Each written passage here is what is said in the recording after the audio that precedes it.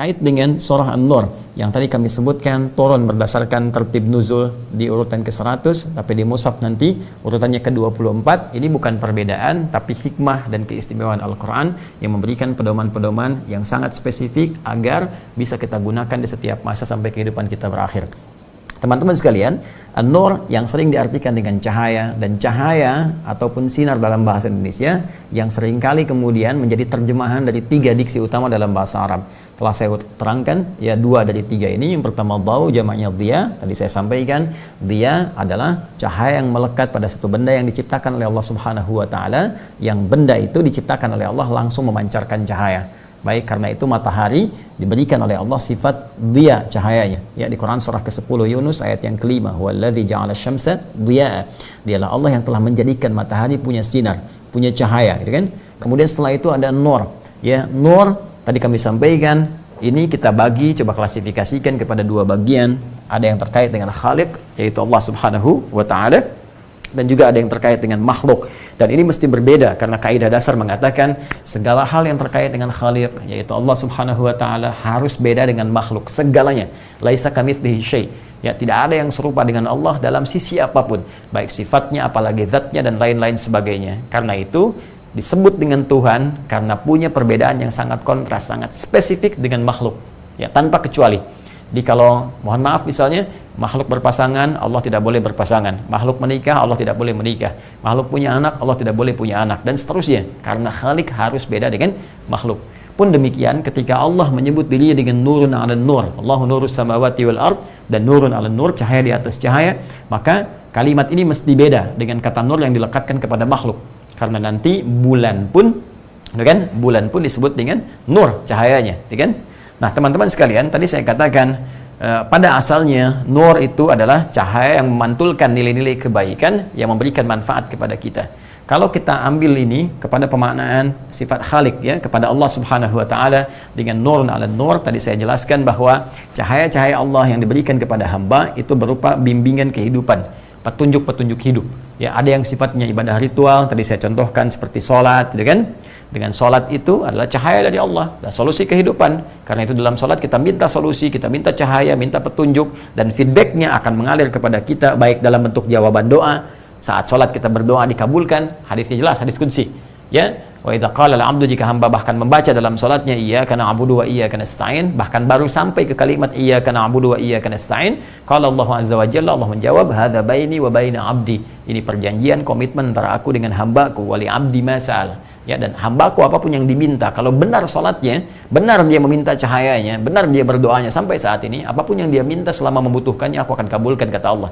Karena itu tidak sedikit para nabi, rasul, orang-orang saleh, gitu kan, bahkan mereka meminta dalam sholat, seperti Nabi Zakaria yang meminta dalam sholat, ya, minta kepada Allah cahaya, solusi, minta keturunan, dan diberikan, dikabulkan oleh Allah Subhanahu wa taala. Itu kisahnya ada di Quran surah ketiga Ali Imran ayat 38 sampai 39, seperti yang sering pernah saya sampaikan. Ada cahaya-cahaya berupa petunjuk-petunjuk misalnya dalam konteks ibadah yang lain, seperti zakat, seperti umrah, seperti haji, gitu kan, dan beberapa yang lain-lain sebagainya. Nah, kemudian teman-teman sekalian, yang paling menarik, kita teruskan dulu sebentar sebelum kita kembali ke An-Nur, ada kata siraj. Ya, siraj itu seperti lentera, ya. Kalau di modern sekarang kayak senter, gitu kan. Senter kita sering menyebut dengan baterai, gitu kan. Nah, senter seperti ini, ya, cahaya yang menunjukkan pada satu hal yang spesifik. Ya, biasanya kalau senter-senter itu kan sifatnya satu begini kan, mengarah gitu, tapi dia bisa meluas dan panjang sifatnya. Ya, nah ini sangat menarik. Nabi SAW disifati oleh Allah Subhanahu wa taala dengan kata siraj, sirajam munira, ya, di Quran surah ke-33. Ya, Quran surah ke-33 Al-Ahzab di ayat ke-44, ya. Wada'iyan ilallahi bi'idnihi wa sirajam munira. Dan Nabi SAW, nah ini mengajak, ya, wada'iyan ilallahi, mengajak hamba-hamba, mengajak umatnya, mengajak setiap manusia untuk kembali kepada hukum-hukum, ketentuan-ketentuan, petunjuk-petunjuk, pedoman-pedoman dari Allah Subhanahu wa taala. Jadi Masya Allah, ini kan sangat luar biasa. Anda rusak handphone, Anda ajak kan perbaiki yuk ke konter, gitu kan. Rusak kendaraan, rusak mobil, Anda ajak yuk perbaiki ke bengkel. Ya, kenapa? Karena yang bengkel itu tahu tentang mobil. Karena di counter handphone tahu ya tentang handphone. Yang bikin handphone lebih tahu tentang handphone. Nah, sekarang teman-teman sekalian, kita ada yang rusak nih. Ada yang rusak fungsi akalnya, ada yang rusak fungsi hatinya kena penyakit, ada yang rusak ke sebagian fungsi fisiknya. Maka Nabi bertugas, ya, ditugaskan oleh Allah Subhanahu wa taala untuk mengajak kita kepada penciptanya yang Maha tahu tentang keadaan diri kita. Karena itu kata Allah, wada'iyan ilallah, ngajak kita untuk kembali kepada Sang Pencipta. Ayo coba kembali kepada Allah, sujud, minta supaya nanti Allah jelaskan kepada kita. Ini yang rusak itu hatimu, ada penyakit, ada riya, ada sum'ah, ada sombong, ada rakus, ya kan? Dan macam-macam. Bagaimana cara memperbaikinya? Nanti Allah kasih petunjuk. Demikian ada rusak cara berpikirnya, akalnya karena pengaruh lingkungan dan sebagainya, tawaran-tawaran atau bisikan setan. Diajak oleh Nabi kembali yuk kepada pedomannya kepada Allah. Baca. Ya, ini dari Allah nih pedoman begini, perbaiki begini. Kalau kamu ikuti, ini nanti sehat lagi.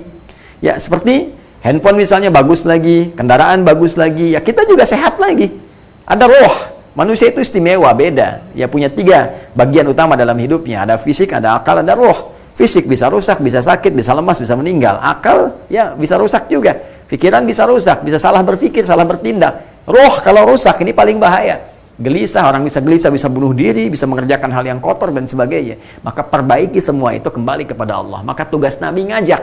Nah, ketika Nabi ngajak itu seperti nyenterin gitu, ya, ngajak kita tuh, ya, mengarahkan dengan sinar, ya. Jadi kalau kita misalnya ngajak orang-orang di kegelapan, gelap kan, ya, terus kita ingin ngajak orang-orang menuju pada satu jalan kan biasanya bawa senter kan gini kan? Atau pelita begini kan? Nah, pelita, senter itu bahasa Arabnya siraj namanya. Ya, pelita itu siraj, ya. Nah, Nabi itu sirajam munira.